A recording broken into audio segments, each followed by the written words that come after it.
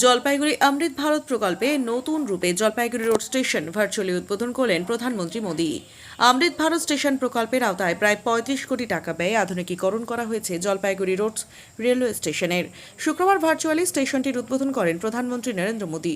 নতুন foot overbridge, lift, আধুনিক waiting room, cafeteria, digital display, উন্নত বুকিং কাউন্টার এবং প্রতিবন্ধী বান্ধব পরিকাঠামো সহ একাধিক সুবিধা যুক্ত হয়েছে স্টেশনে। অনুষ্ঠানে উপস্থিত ছিলেন কেন্দ্রীয় মন্ত্রী সুকান্ত মজুমদার, রাজ্যসভার সাংসদ অনন্ত রায়, জলপাইগুড়ি সাংসদ ডক্টর জয়ন্ত কুমার রায় সহ বিশিষ্ট ব্যক্তিরা।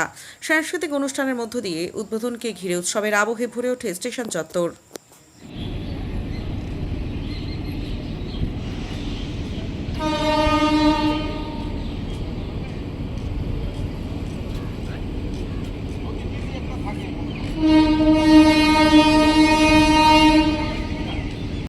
আনন্দের দিন। মাননীয় প্রধানমন্ত্রীর নেতৃত্বে আজকে গোটা ভারতবর্ষের ৭৫টি অমৃত ভারত স্টেশন শুভ উদ্বোধন হতে চলেছে। আজকে আমি জলপাইগুড়ি রোড স্টেশনে থাকতে পেরে নিজেকে সৌভাগ্যবান মনে করছি। আমার সাথে পশ্চিমবঙ্গ সরকারের পরিবহন এবং শ্রম দপ্তরের ভারপ্রাপ্ত মন্ত্রী, বরিষ্ঠ নেতা ভারতীয় জনতা পার্টির শ্রী অর্জুন সিং সাহেব উপস্থিত আছেন।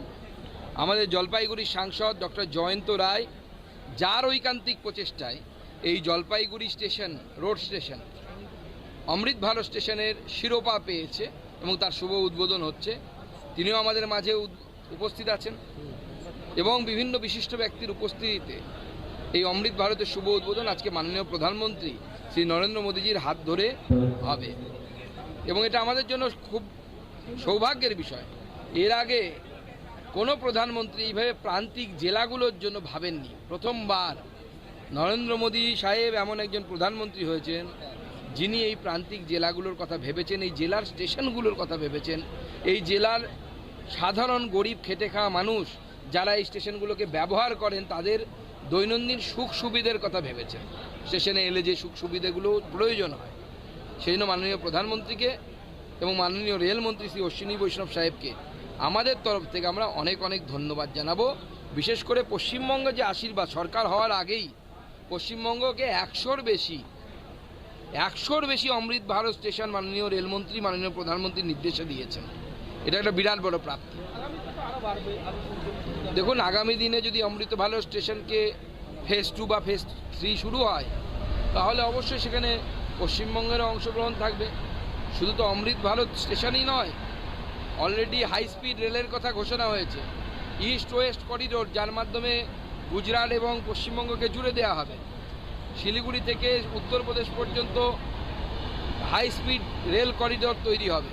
অর্থাৎ রেলওয়েকে নিয়ে আমাদের সরকার, কেন্দ্র সরকার, এখন তো রাজ্য সরকারও অত্যন্ত সিরিয়াস এবং সেই জন্য আমরা ইউপিএ আমলের তুলনায় আমাদের বাজেটকে 3 গুণেরও বেশি বৃদ্ধি করেছি। আমি আমার ভাষণেই আপনাদেরকে উদাহরণ দিয়েছি। 2009 থেকে 14 ওই সময় প্রতি বছর 4,300 কোটি টাকা করে পেতাম আমরা, সেটাকে নরেন্দ্র মোদীর নেতৃত্বে 26-27-এ 14,000 কোটিতে আমাদের সরকার নিয়ে গেছে। যেটা তো মাননীয় প্রধানমন্ত্রীর বিশেষ ভালোবাসা বা স্নেহ পশ্চিমবঙ্গের প্রতি। একদম রেলওয়ের কোনো প্রকল্প থেমে থাকবে না। আমাদের মাননীয় মুখ্যমন্ত্রী শুভেন্দুবাবু বলেছেন মাননীয় রেলমন্ত্রীর উপস্থিতিতে। দেখুন, আমাদের অত্যন্ত দুঃখের দিন আজকে, ওই জন্য যে আজকে এই একটা ভালো কাজের দিনে, এই দিনে এরকম একটা দুর্ঘটনা ঘটে গেল। আমাদের মাননীয় মুখ্যমন্ত্রীও শোক প্রকাশ করেছেন এবং আমি ভালো করে বলতে পারি আমাদের রাজ্য সরকার এবং অন্যান্য যে আমাদের কেন্দ্র সরকার এই পরিবারগুলির প্রতি সহানুভূতিশীল। কিভাবে দুর্ঘটনা হয়েছে, কেউ যদি দায়ী থেকে থাকেন তাদের বিরুদ্ধে ব্যবস্থা নেওয়া, তদন্ত করা, সমস্ত কিছু হবে। কলকাতা বিমানবন্দরে সিদ্দিকুল্লাহ 1 কোটি লোক নিয়ে জমায়েত করবে, যে বিমানবন্দরে তাদের মসজিদে বাধা এমনটাই অভিযোগ। দেখুন, সিদ্দিকুল্লাহ সাহেবকে এটুকুই বলবো যে এখন কিন্তু আগের সরকার নেই। এর আগে যখন তসলিমা নাসরিনকে বিতরণ করার জন্য সিদ্দিকুল্লাহ সাহেব এরকম মৌলবাদীদের দল নিয়ে নেমেছিল, তখনকার সরকার কিন্তু আদর করেছিল। মমতা বন্দ্যোপাধ্যায়ের সময় তো লাড্ডু খাওয়ানো হতো। এই সরকার কিন্তু অন্য কিছু খাওয়াবে। তখন কিন্তু পেছনে যদি লাঠির বাড়ি পড়ে তখন কিন্তু আমাদেরকে বলবেন না, আর আমাদেরকে বলতে আসবেন না। ঋতব্রত শিবিরে এখন প্রাপ্ত বসু সহ আরো হেভিওয়েট মন্ত্রী, প্রাক্তন মন্ত্রীরা কি বলবেন? ঋতব্রত শিবিরে প্রাপ্ত বসু সহ আরো প্রাক্তন মন্ত্রীরা যে কোথায় কে কোন শিবিরে যাবে আমাদের কোনো ইন্টারেস্ট নেই। একটা দল হচ্ছে চটি চাটা আর একটা দল হচ্ছে বালিশ চাটা।